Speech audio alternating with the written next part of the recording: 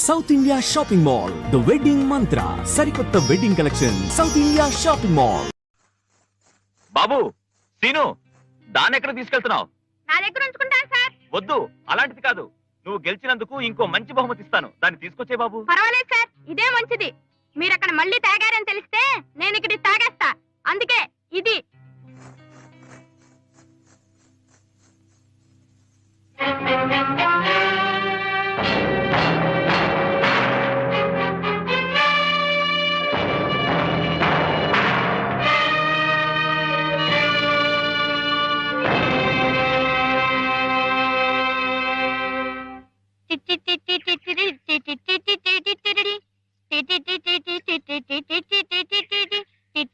చాలే, పెద్ద గొప్ప.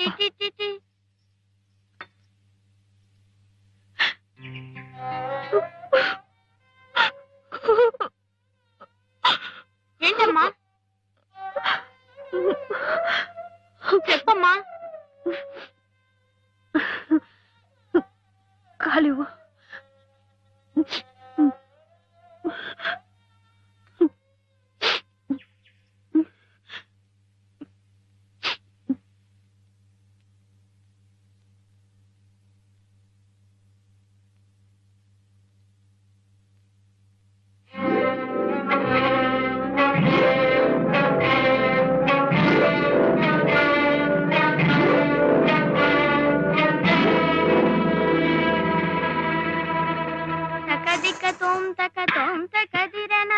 కనకమణిమయను పురచరణ.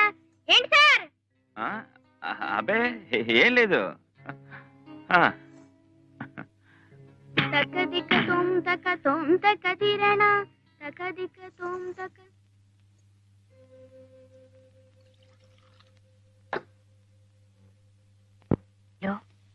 నించుంటే ఆ శ్రీనివాసు, కూర్చుంటే ఆ శ్రీనివాసు, కళ్ళు మూసినా తెరిచినా ఆ శ్రీనివాసే. వాళ్ళు లేకుండా నేను బ్రతకలేనయ్యా. అవునమ్మా, కష్టమే. ఎంత డబ్బైనా సరే వాళ్ళని ఒప్పించి ఆ బాబుని మనం దత్తత చేసుకుందామయ్యా. అమ్మా, మీ నాన్నగారు ఓట్లు కొన్నట్లు మీరు బిడ్డను కొనాలంటే అవుతుందా? మీరెంత ఇచ్చినా సరే పేరు డబ్బు సంపాదించే కుర్రాన్ని ఇవ్వటానికి ఒప్పుకుంటుందా తల్లి? ఒప్పుకోవాలయ్యా పాపం. ఒప్పుకుంటుందమ్మా. అయితే మీరు కాస్త తెలివిగా నడుచుకోవాలంతే. నడకింకరమయ్యా, పరిగెత్తి పాలు తాగమన్నా తాగుతాను. ఏం చేయాలో చెప్పు. ముందర ఆ కుటుంబంతో స్నేహం కలిపి ఆ ఇంటికి వస్తూ పోతూ ఆ కుర్రాన్ని మచ్చికి చేసుకోవాలి. ఎంత ఇరుగు పొరుగు వారైనా వచ్చిపోతుంటేనే స్నేహం కలిసేది. రండమ్మా. బాబు, అమ్మగారు ఉన్నారా? ఉన్నారు. కూర్చోండమ్మా. నీకోసమే వచ్చారు బాబు. ఇక నుంచి నీ ప్రోగ్రాంలు అవి ఈవిడే చూస్తారా? మీరింత శ్రమ తీసుకుంటున్నందుకు చాలా సంతోషం. అవ్వా వీరికి అలాంటివి శ్రమ కానే కాదు. అసలు కళాకారుల్లో ఉన్న కళను గుర్తించి అది పరానికి ఈహానికి కూడా ఎలా ఉపయోగపడుతుందో చూడటమే వీరి వృత్తి. నారాయణమూర్తి గారిని ఈ స్థితికి తీసుకురావటానికి కూడా పాంచాలి గారే కారణం. మన చిన్నబాబు వారి దగ్గర కొంతకాలం సంగీతం నేర్చుకుంటే మంచిది. ఏం రామదాసు? చాలా మంచి ఆలోచనమ్మా. చిన్నబాబు మూలంగానైనా మళ్ళీ ఆయన మనసు సంగీతం మీదకి మళ్ళుతుంది, ఆయన ఆరోగ్యము కుదుట పడుతుంది. ఏం పాంచాలమ్మ గారు? నిజమే, నేను చెబుతాలేండి. ఆయన తప్పకుండా ఒప్పుకుంటారు. ఆ బాబు భవిష్యత్తు మాత్రం నాకు వదిలిపెట్టండి. అవ్వా అందుకే కదా ఈ చిరంజీవిని తీసుకుని ఈ ఊరు వస్తా. వస్తా బాబు, రేపటి నుంచి పొద్దున్నే ఇంటికి వచ్చేసాయి. అలాగేనండి. ఏమిటి? చిన్నబాబు గారంటే ప్రాణం వదిలేస్తున్నారు. మరి మా అమ్మగారు కూడా వదిలేస్తున్నారే? ఒక్క ప్రాణం కాదు, పంచ ప్రాణాలు. బాబు శ్రీను, దా రండమ్మా. చూడన్నా, ఆవిడతో స్నేహం అంత మంచిది కాదు, తప్పు. ఆవిడ అవి ఇవి అని ఆశ పెడుతుంది. వాటన్నిటికీ మనం లొంగిపోకూడదు. ఏనన్నా, ఇవన్నీ నీకే. అమ్మగారెక్కడా? చెప్పాను కదమ్మా, ఆవిడ భర్త ఏడాది తిరగకుండానే మరో ఆడదాని వల్ల పడిపోయాడు. అందుకని తన దురదృష్టం మరో ఆడదానికి అంటకూడదని పాపం ఎదటపడి మాట్లాడదు. అయితే ఇక్కడి నుంచే మాట్లాడదాం. కాస్త సామరస్యంగా మాట్లాడమ్మా. సాష్టాంగ నమస్కారం పెట్టే మాట్లాడదాం. పని జరగాలి కదా. అవును కదా అమ్మా. మాజీ ఎమ్మెల్యే గారు అమ్మాయి గారు వచ్చారు, గిరిజి గారని. అవును, ఆ రోజు బాబు కచేరీకొచ్చి బహుమతి చదివించారు. వారేనమ్మా. అదేం బహుమతి అండి, నా బొంద. అసలు బాబుకి నిలువున బంగారపు తొడుగు వేయించాలి. ఏనన్నా? సిగ్గండి. మీ వారు ఇప్పుడు కూడా ఇంకా సంగీత సాధన చేస్తున్నారా? ఎక్కడమ్మా, వారికి ఏరక్ కాంట్రాక్ట్లు వాడుతూ నీ మొహం నువ్వెక్కడ చూసావు? రోజు చీకటితో లేచి ఓ గంటైనా సాధన చేస్తుంటారు. అయితే అలాగే మా బాబుకు కూడా కొంచెం నేర్పమనండి. ఏ హనుమాన్లు? ఎంత మాట అంతకన్నానా? ఈ మాట మా వారు వింటే ఎంతో పొంగిపోతారు. ఏ హనుమాన్లు? అవునమ్మా. అయితే బాబుని మన ఇంటికి తీసుకెళ్దాం. అలాగేనమ్మా. రా బాబు. మంచి రోజు చూసి నేనే పంపిస్తాలేండి. అలాగేనమ్మా. అలాగేనండి. వస్తాను నాన్న.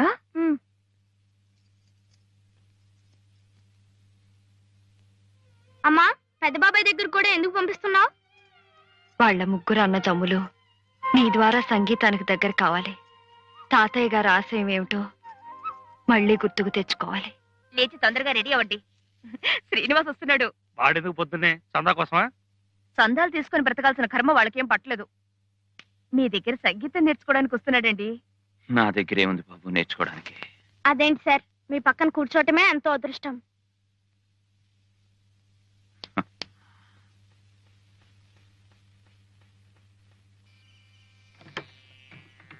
రండి. మీ పెద్దవాళ్ళు ఎవరు లేరా బాబు? మీ నాన్నగారు, మీ అమ్మగారు? మా అమ్మగారు ఉన్నారు, నాన్నగారు మాత్రం మా దగ్గర ఉండటం లేదు. ఓహో. కూర్చోండి.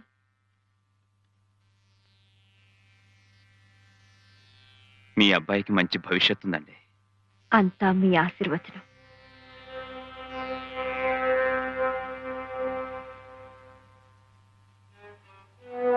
బాబు, ఆవిడేనా మీ అమ్మ? అవునండి, పిలవమంటారా? అక్కర్లేదు. బాగా పరిచయమైన గొంతులా ఉంటే ఏదో అనిపించింది. అదే, ఆ రోజు నా కచేరీకి మైక్ లో మాట్లాడినప్పుడు విన్నారుగా, అందుకే తెలిసినట్టు అనిపిస్తోందేమో.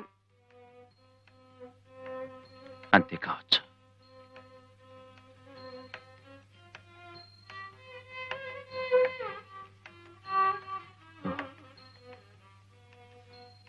చూడండి, ఈ కుర్రాన్ని చెప్పు చేతుల్లో పెట్టుకుంటే ఉపయోగం ఉంటుందని వాళ్ళు వీళ్ళు ప్రయత్నం చేస్తారు.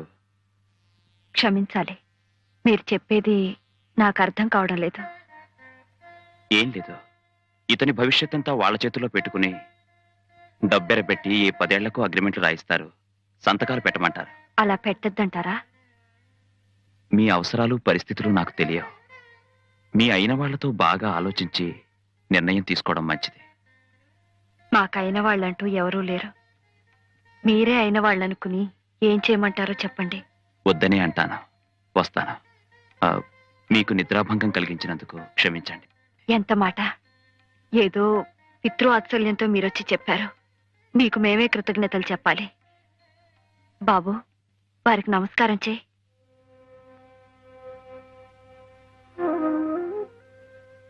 దీర్ఘాయుష్మాన్ భవ.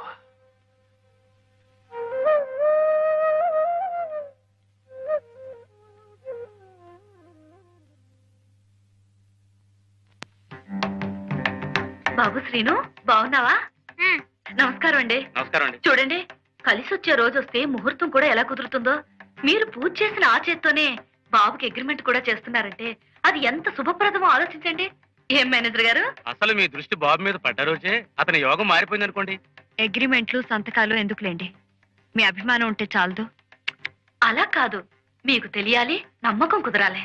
10 సంవత్సరాల వరకు అబ్బాయి గురించి మీకేం దిగులు లేదమ్మా. ప్రోగ్రామ్స్ ఉన్నా లేకపోయినా నెలకు 1000 రూపాయలు ఇచ్చేట్టు, అలాగే ప్రతి సంవత్సరం పెంచుతూ పోయేట్టు ఏర్పాటు చేశారు. చాలా బాగుంది. కానీ మీ ఇంట్లో ఉంటున్నారే, వారితో కూడా మీకు ఇలాంటి అగ్రిమెంటే ఏదో ఉందట. ఉన్నా దానికి దీనికి సంబంధం ఉండదండి. కానీ ఆయనకి బాబుకి సంబంధం ఉందిగా, అదే ఈ అగ్రిమెంట్ల ద్వారా. రేపు ఇంట్లో ఉన్న ఆయన వదిలేసి ప్రోగ్రాంలన్నీ బాబుకే ఏర్పాటు చేస్తుంటే ఆయన ఊరుకుంటారా? నిలదీసి అడగరు. ఆయన అలా అడిగేవారు కారులేండి, మీకు ఆ భయం అక్కర్లేదు. అయినా వారు ఇదివరకులా పాడలేకపో సారీ, మీరు అగ్రిమెంట్ల మీద నిర్భయంగా సంతకం పెట్టచ్చు. మీరేమో భయం లేదంటున్నారు, కానీ పెట్టడం మంచిది కాదని ఆయన అంటున్నారు. ఆయన మీతో అగ్రిమెంట్ విషయం చెప్పారా? ఆయన చెప్పినా చెప్పకపోయినా ఆయన మీ ఇంట్లో ఉండటం మాకంత శ్రేయస్కరం కాదు.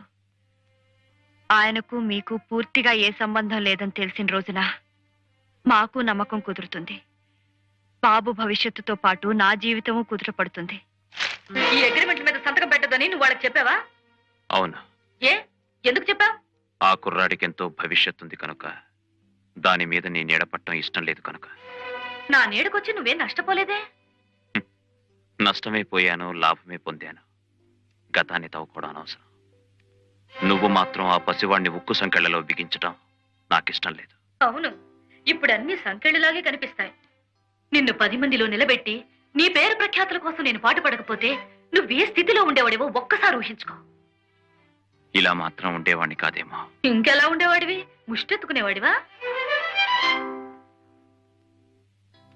ఈ పడుపు కూడు తినడం కంటే సంగీతాన్ని నమ్ముకుని ముష్టెత్తుకు బ్రతికిన కాస్త మనశ్శాంతి ఉండేది. ఆహా, కేవలం సంగీతాన్ని చూసి ముష్టి వేయడానికి ఇవే త్యాగయ్య రోజులు కావు. నీ సంగీతాన్ని బ్రతికించి తెలివిగా ప్రజలకు అందించింది నేను, అది మర్చిపోకు. పిచ్చి పిచ్చిగా మాట్లాడుకో. అజరామరమైన సంగీతాన్ని మనలాంటి తుచ్చులు బ్రతికించక్కర్లేదు. ఎవరు తుచ్చులో అర్థం అవుతోంది. ఎందుకు ఆ కుర్రాడి మీద అంత శ్రద్ధ చూపిస్తున్నావో ఇప్పుడు తెలుస్తోంది. నా మీద మోసు తీరింది కనుక పక్కదారులు తొక్కాలని చూస్తున్నావు. ఏ ఆసరాలైనా ఆమెను బుట్టలో వేసుకుని కురకాలని చూస్తున్నావు. నియమాలు తప్పినా నీతి ఇంకా మర్చిపోలేదు. ఇంకో మాట నావంటే చంపేస్తాను. జాగ్రత్త.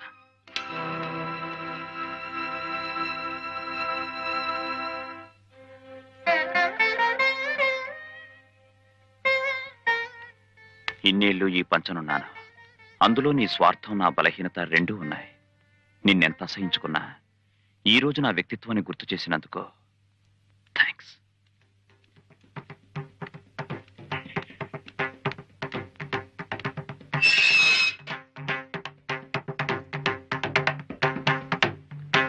తిను, నువ్వు అర్జెంటుగా వెళ్ళి రామదాసుని తీసుకురా. అలాగేనమ్మా.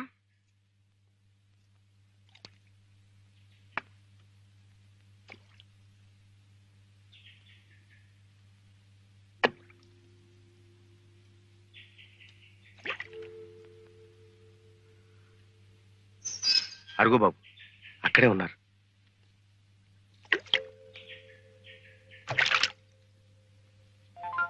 సీను, నువ్వేంటి బాబు ఇలా వచ్చావు? మీరొక్కరే ఉన్నారని. అందుకు నువ్వేం చేస్తావు? మా ఇంటికి తీసుకెళ్తారండి సార్. నేను ఎక్కడికి రాలేను బాబు. రామదాసు రిక్షా తీసుకొచ్చా, దాంట్లో ఎక్కువ వెళ్దాం. రామదాసు రా, వస్తున్నారు. అది కాదు బాబు. మా అమ్మ మీకోసం వంట కూడా చేసింది. రండి రండి సార్, రండి. అమ్మా, అమ్మా. అమ్మా.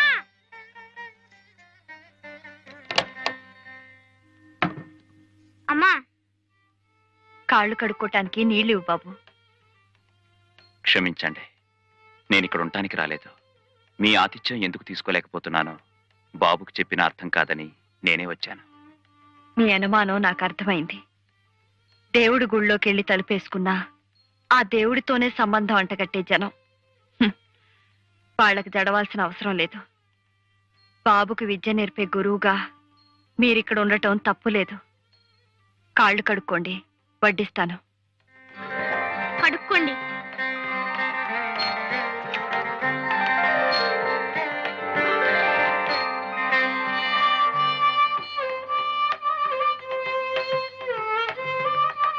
నువ్వు చాలా అదృష్టవంతుడివి బాబు. ఎందుకని సార్? నీ కడుపు చూసి అన్నం పెట్టి చల్లని అమ్ముంది. కడుపు నిండా చదువు చెప్పడానికి మీరు ఉన్నారు కదా సార్. నాదేముంది బాబు, ఈ రోజుండి రేపు వెళ్ళిపోయేవాణ్ణి. మా అమ్మగారు మమ్మల్ని పంపిస్తేగా మీరు వెళ్ళేది. ఇలా శాసించే వాళ్ళుంటే నా జీవితం ఎప్పుడో బాగుపడేది.